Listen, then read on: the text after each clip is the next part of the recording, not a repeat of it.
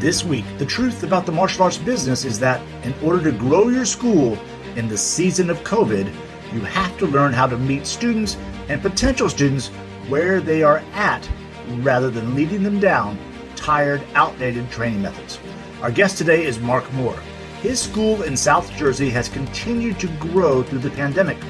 A certified leadership coach in the John Maxwell system, Mark says the three keys to his success are 1, the curriculum, 2, the school atmosphere, and 3, a special mindset that any martial arts school owner or any business owner will certainly appreciate learning.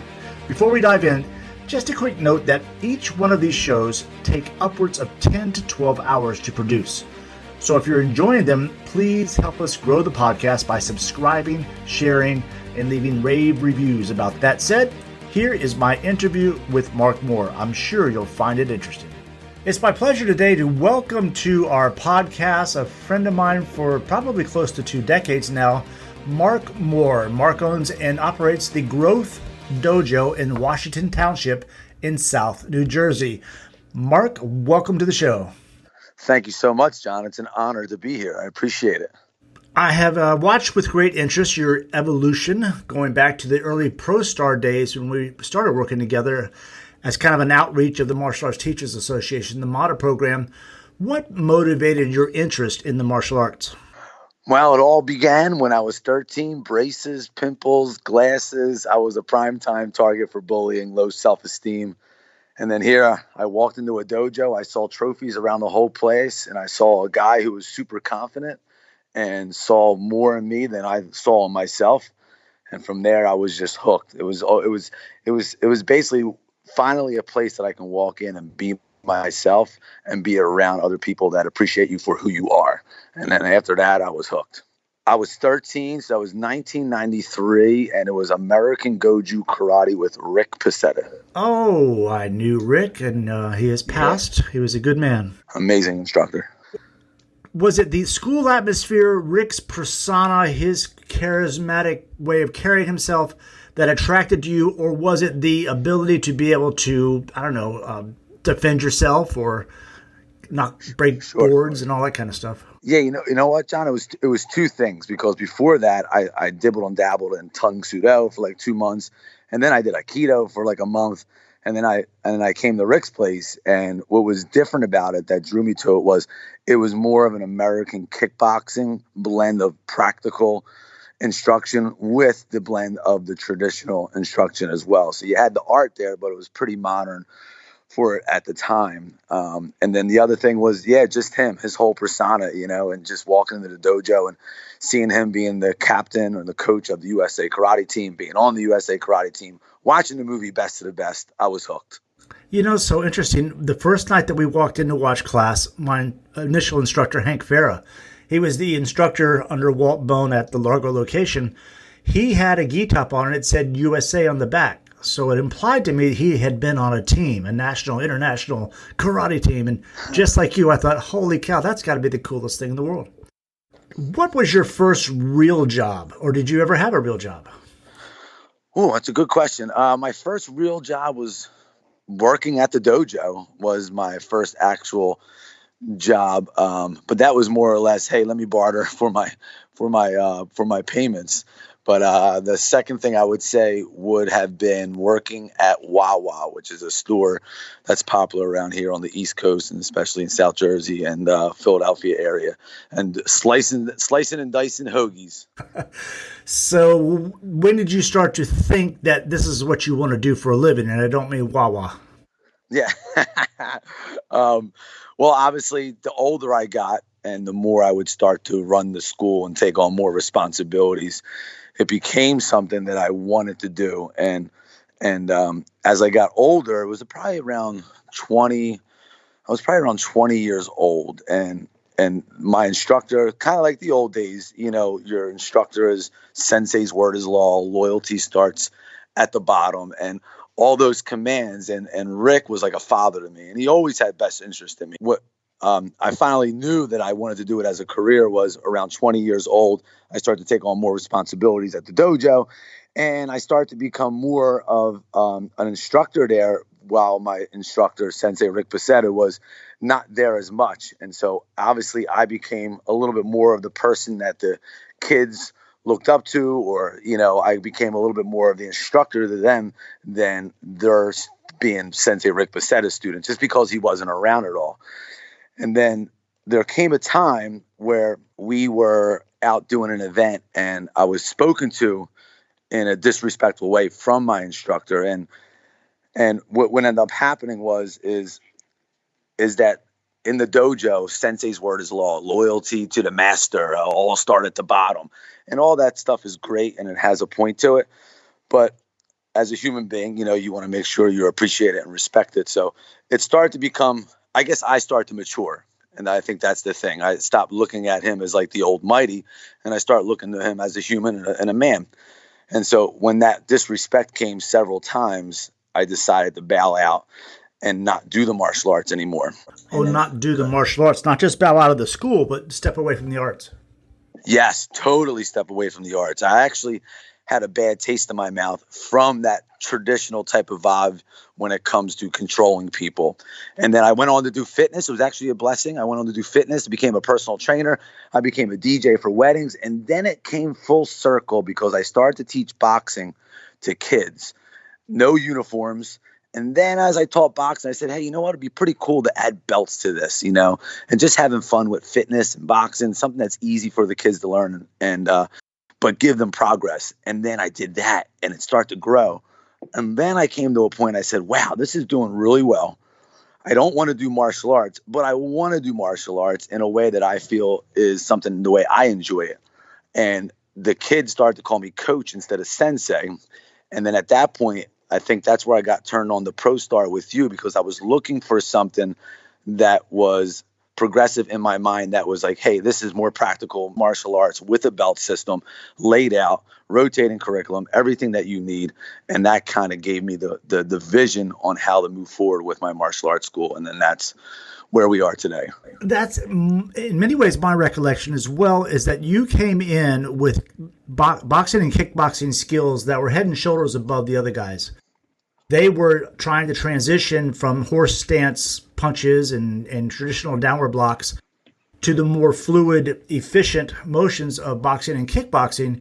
And I remember doing drills with you, and I thought, man, and I remember we were, I think, walking through a parking lot after a workout or something, and I said something to you about your skills are really good. So for you, the transition to, and at the time it was called Pro Star, and now it's Empower Kickboxing, but the transition was just that it brought to you organization of something you already believed in. Yes, exactly. And what was crazy was not only it was organized, but it was ahead of its time. Like, John, what was this, 2 decades ago? Like you said, Pro Star, you had a whole system laid out before people even started to know what the UFC even was, to where it became a popular brand. And to be able to teach mixed martial arts in a friendly, family way was unheard of. And that's all I knew was your system. And it's funny how 2 decades later now you hear people talking about rotating curriculum. I'm like, wait a second, no one knew about this 2 decades ago? And then the way it was organized, it was like, hey, here's all the stand-up, and then you dibble and dabble on the ground. Then you get the intermediate. You slowly start to put it together. And it's so crazy because I still teach the Empower Kickboxing way today. It's still the same rotation. It's still majority of the same techniques, and it works. Thank you for that. Give us a snapshot of your school before COVID in terms of student population and growth and things of that nature, and then we'll discuss the effect of the pandemic. Going back to the system that you have built, it's easy to learn. And nowadays you have a lot of kids, 1 out of 4 kids have autism, and you have kids that are depressed. You have kids that are out of shape. So the playing field is completely changed. And if you're going to inspire somebody, you got to meet them at their level, and you need something that's easy to teach. So we have so many students that are either typical kids or have autism or depressed or suicide related. And we have over 400 students before the pandemic started. We were about 425. We had the mats filled. And guess what? I have 2 classes. I have a beginner class and an intermediate advanced class. You got 50 kids on the mat. Wait a second. You didn't have 4 classes a night like most people. I mean, that's the key to the Empower Kickboxing program is you have 2 classes to teach a day. That's it. And you had 400 students. Yes. And what's nice about it is that you're teaching the same thing to all the colored belts, and you're just looking. There was a tennis instructor, I forget who he was, but he had the most kid champions underneath him.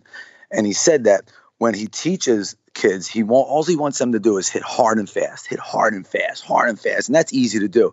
And he says over time, he tweaks the technique. He said, but in the beginning, it's just hit that freaking ball and hit it as hard as you can, as fast as you can.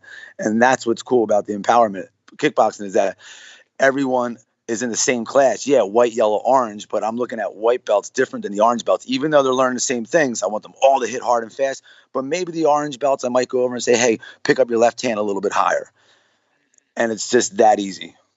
Yeah, it's more like rank appropriate tweaking than across the board blanket presentations, which traditional martial arts tends to do.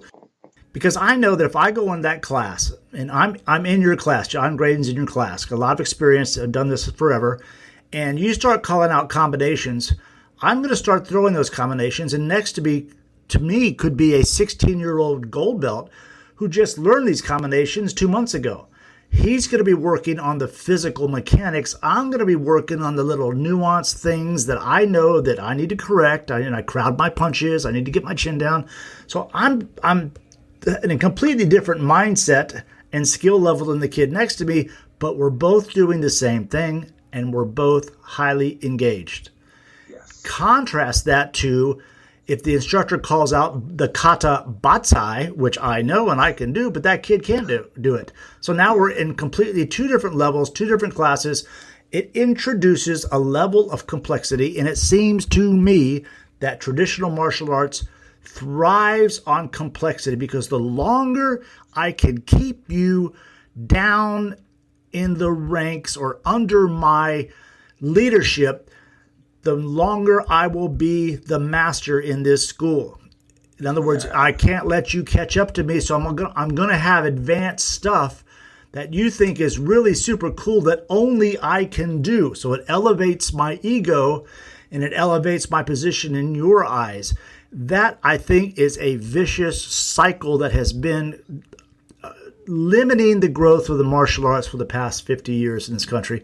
So I'm hyper passionate about that. Instructors, as soon as possible, want to be at that level to where they are all working the same stuff together. They're enjoying it together. They have the same language together.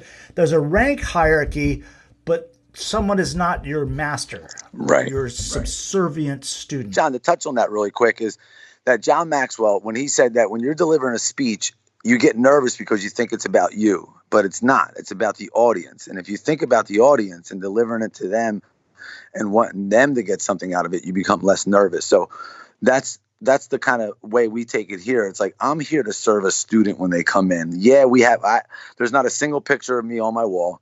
There's not a single thing that says, Coach Mark, I'm the grand poobah of the school or anything like that. If an adult walks in, they want to take karate, martial arts class, I'm sorry. I say, hey, how you doing? My name is Mark. And over time, they'll start to call me coach because the kids call me coach. And it's kind of like an earned respect, and you don't have to. Because guess what? I'm here to serve you. That is a student-centric school, which is what I've been advocating forever, as opposed to the style-centric school, which a lot of schools are. It's more about the style than it is the individual, or it's more about the instructor ego. But the style tends to be the dominant force in the school. It is so, and people forget the realities. We live in 2020. We have all the technology, more technology than ever. We have everything in our hands to be able to improve what we do. Contrast that with Shotokan or Weichi-Ryu or whatever these styles that were developed on a hillside in a small village in Japan or Okinawa 50 years ago without video, without collaboration, without a research protocol, and today they treat it as though it is straight from the mountain like the 10 Commandments.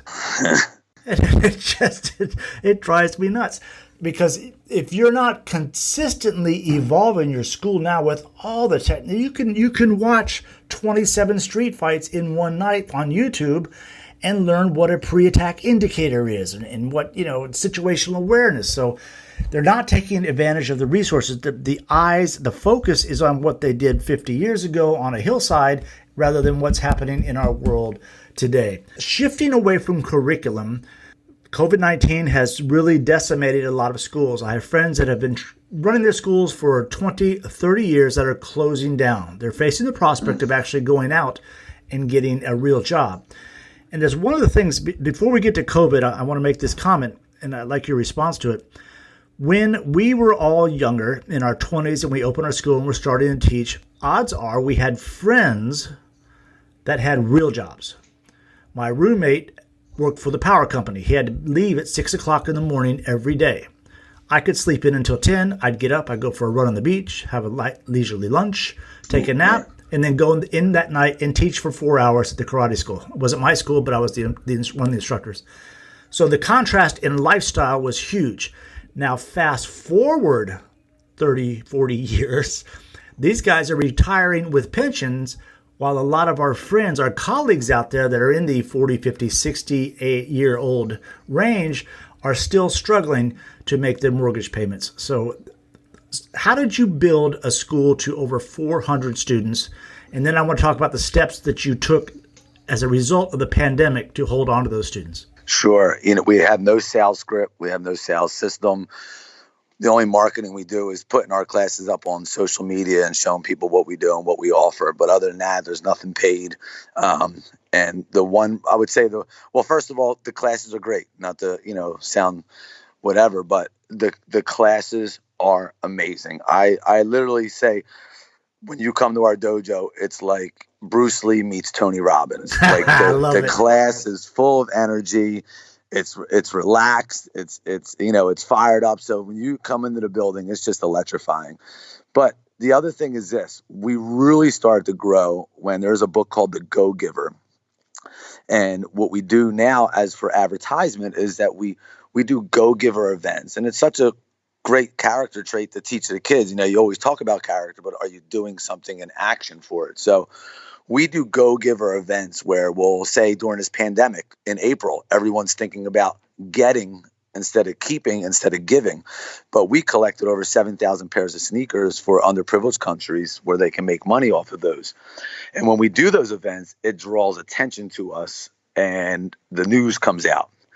Another way that we do the Go Giving is that this November, we'll say, hey, it's $99 for 4 weeks. We will donate 100% of that $99 towards Toys for Tots. So now when I sell the program for 4 weeks for $99, I can sell it. I can sell it in a way like, you need to do this because not only are we helping you, but we're helping someone else. And don't get me wrong, a lot of people hear me talk about this and they're like, oh, all right, so I just got to give to get. It has to come from your heart. It has to be authentic. It has to be something genuine. People can tell. But John, we have grown our school all from just being givers. It's interesting. One of the things that I really love about the church that we attend is that their statement is that a life-giving church has a presence in the community. It makes the community a better community because they're always doing things for people that need their roof fixed or their children watched after, or they need food through the epidemic or the pandemic because they lost their jobs. And there's always reaching out into the community, and a good martial arts school should have a presence in the community as well. And it sounds like you are doing exactly that. Yes, sir. So what steps have you taken during this pandemic? Let's go back to the very beginning. We all started to hear at first, well, it's not as bad as the flu, but there was a lot of unknown, and it just got crazier and crazier. And you are in a blue state, if I'm not mistaken. And most of the guys that I've talked to are suffering. They're all in the blue states to a T. So what was the initial kind of reaction? And then when it started to ramp up, what were the follow-up steps that you took? Sure. Well, once we heard, we were probably one of the first couple dojos that were on, or anybody that was on Zoom. As always, we grew to a bigger level because I'm a big believer in surrounding yourself with people that are better than you. So obviously I'm always looking at the schools that are like on the cutting edge or at the forefront of doing something. So once we saw Zoom, we're like, all right, we're on it. We got it. We did it. So that really was helpful because people were at home. But John, the biggest thing was this for us. If you raise your ambition, people get excited. It's all about the vision. We changed our name from Underground Martial Arts to the Growth Dojo, but we weren't supposed to do that until late 2020, around this time of the year, November. So I said to myself, this pandemic is going on. It's not about kicking and punching. What it's going to be about is how can we control people's focus in a way that it gives them something to believe in. It gives them something to be excited about. So we became literally like a self-development center overnight from kicking and punching. Yeah, we're doing it on Zoom, but a lot of our stuff was more about challenges. We did the Go Giver event, and we changed the name in April, which was like the worst time to change your business name when you're trying to save your business. But we changed our name because now it was like, wow, this is ambitious. Now the students are like, yeah, we're part of this cool new dojo, the Growth Dojo. And the vision is to grow from the inside out. And now's the time where people can really sit down and think about their lives and focus on envisioning a better future. And then we did the Go Giver event with the sneakers. That gave people the mindset of, hey, instead of getting right now, because everyone's thinking about getting, keeping their money, saving things, not giving anything away. Now that put them on the focus of giving. And when you focus on giving, it takes the emotion off of yourself. You're not thinking about your own suffering anymore. So we just did a bunch of things like that to hold on to the students. So it was more or less Operation Retention. How interesting. So you weren't able to offer group classes, but you could put together events that would help the community, and you brought the students in basically as the army to run the program. Yes. That is brilliant. That is really, really smart. Congratulations. And I know you're heavily into the self-development area, as I've always been as well, and you've graduated the John Maxwell program. A lot of people may not know what that is. Would you explain that a bit and how it's helped you? John Maxwell, obviously he's written the most leadership books ever written, and just an incredible leader. And he's always talking about equipping people. And the Growth Dojo kind of came from a comment that he made one time. He said, you want to grow from the inside out. And then he talked about how he helps people build a bridge to a better future. And I was like, yes, that's what I want. I like that. And just in general, obviously he knows so much and he's done so much. So I became a big following of his. He actually has a certification to become a John Maxwell certified coach. And by going to that seminar, that was just absolutely amazing, because right away you think being a coach is about knowing all the answers, but it's not. It's about getting people to find their own answers, going back to asking the right questions. Yes, going back to being the master of the school. It's like, I don't know everything. I want to know about you and what your thoughts are on changing. So when he said that was a big game changer for me, being a part of it. And then the other thing was storytelling. Everybody loves to hear a story. So if you're giving a speech, it's not about knowing all the facts and the logics. It's about having fun and being connected with the audience through storytelling. It is rare that I hear a martial arts teacher / instructor, school owner talk about presentation skills. Because in most of their minds, they've been teaching for a long time, and in their mind, that means they're a really good speaker. Martial arts has taught me that there's a technique for everything, and what you just described are some of the key techniques to making powerful presentations that don't just entertain, but the next day you can ask that person what were the 3 key points of that program last night, and they can go bang, bang, bang. It was really a great presentation, and here's what I learned, as opposed to saying, oh, that guy was really funny, he told a good story. Right. And that's it. You walk away with a smile on your face, but nothing to take home. Is that when you started doing school speeches? No, I was doing that pretty far before that. And I did a couple bullying talks. And people always talked about, man, if you do a school talk, that's where you get students. I maybe got 5 students out of doing 20 school talks. And those students came after they probably saw 3 different other things that we did. So I was doing them, and I just felt like I wasn't getting the return on investment. And then I came up with the mindset. I was like, I want to become the Tony Robbins of school talks. And guess what? I charge $1,000 for 45 minutes, and I get the benefit of them finding out about the school. And I get more talks that way than doing it for free. Now, obviously, when I go in, you're not allowed to market your martial arts school. So I go in with the mentality of learning through self-development, but they know that you're the dojo in town. It's a cleaner deal for the principal to make his decision. Okay, this guy wants to come in and talk free. He's got a local martial arts school, My fear is he's going to try and promote his school, so we're not going to let that happen. Versus this is a speaker who uses martial arts as part of his presentation to engage the kids. He wants $1,000. He's solid. That's a clean deal. We'll cut him a check for $1,000 and let him go. And if he's good, we'll ask him to come back. If he's really good, we'll refer him to other schools. Yes, sir. It's funny when people pay, they pay attention too. That is great. So you are a busy guy, and I'd like for you to share with our listeners, what is your time management process? Do you have any tools that you use, little hacks or anything? How do you plan for your week, your month, and your day? Well, I'm glad you asked. I just wrote a book called The Daily Dojo Planner. And what's unique about the Daily Dojo Planner, it's not just about planning out your day. It's about being fulfilled. And inside the planner, it talks about, hey, who do you want to be today? Who can you serve today? What are you grateful for today? What problem might you encounter? How will you overcome it?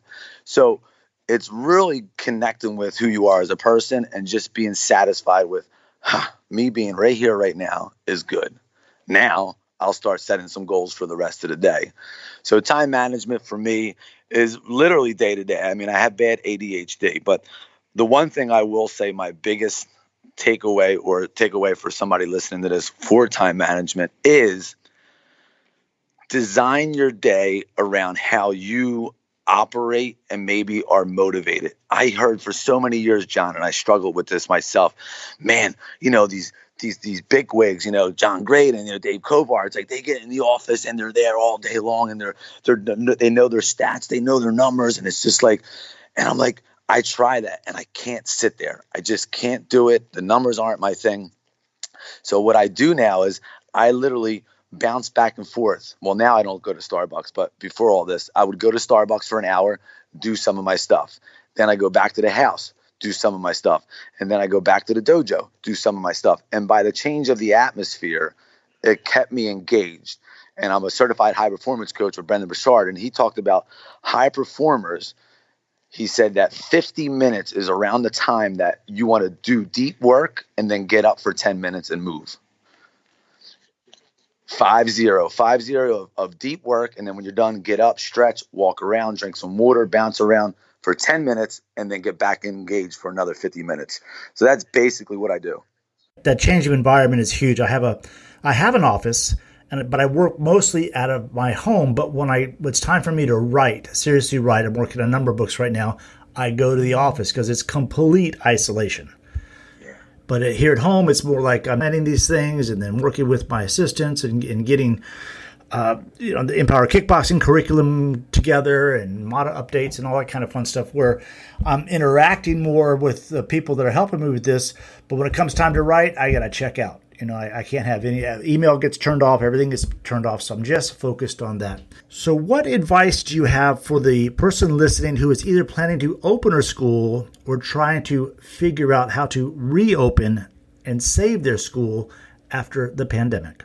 If it's the reopening, I would connect with the ambition factor, because ambition, a lot of times people think they don't have discipline. I just don't have the drive right now for that. Well, you have the drive for things that you're excited about. So ambition is key. And the bigger you can make your ambition, the bigger you can make the reason why you're reopening or the reason why you are opening up a school, the more you can dive into your story on what you're doing and why you're doing it and be able to explain the vision to people is always going to be a huge complement to whatever you're trying to open or reopen a school. So the ambition has to be high. I'm more of a mental mindset person. Instead of saying, all right, we got to sign up 20 new members. It's for me, instead, it's just like, what are we trying to accomplish here right now? What do people need right now in the pandemic? It's not bullying, it's anxiety. Students are dealing with stress. They're dealing with fears, doubts. That's the new bully. So thinking and trying to be relevant on what you're teaching and what you're trying to, cure, so to speak, for people.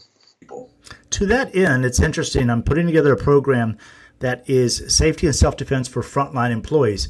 44% of McDonald's workers say they've been either physically or verbally abused for enforcing the store's mask regulations. They've got to wear a mask. So they say it to the guy, and you see people, they just jump over the counter. They'll attack the person.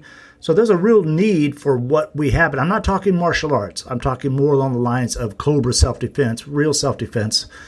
And it's part of what people need right now. They need to know that their employees are safe. The employees would really like to know that the employers have their back and that they have basic tongue fu skills, verbal self-defense. They understand distance a little bit. They learn about pre-attack indicators. So it's not about, okay, I'm going to sign up 40 employers this week to make this dollar goal of mine. It's about these people really need this help, and then I will let it grow organically to what it grows into. But it's service first, and that I think is significantly more motivating than money first. And I just never could have been one of those guys. Zig Ziglar said, you help enough people get what they want and you'll have everything you want. So if you're opening up a school or you're trying to reopen, you better get ready to try to serve as many people. Like, who can I help? You need to be on the hunt every day. Who needs this? Which is everybody, I believe. But that energy will become a lot easier when you're ambitious. Like, what is just this big goal? Like, what are you trying to attack and achieve? So you put those two things together, just helping out people what they want and be excited. And then also teaching something easy, John, like in power kickboxing, it's kind of hard to go back to the traditional teaching because we might go back on Zoom again. Because this could all, God forbid, have another relapse. So you want something that's simple, that it's effective, easy to learn, whether it's in person or not in person. And I think your concept of becoming a go-giver is exactly the focus I think that we'd suggest for these guys. And that's the note we're going to end it on. Any final comments for our listeners? No, I just appreciate you, and I appreciate these guys listening, and I think that's the perfect ending to it, being a go-giver. Okay, can they contact you at your website? What is that address, please? Absolutely. It's Martial Arts Sewell, New Jersey.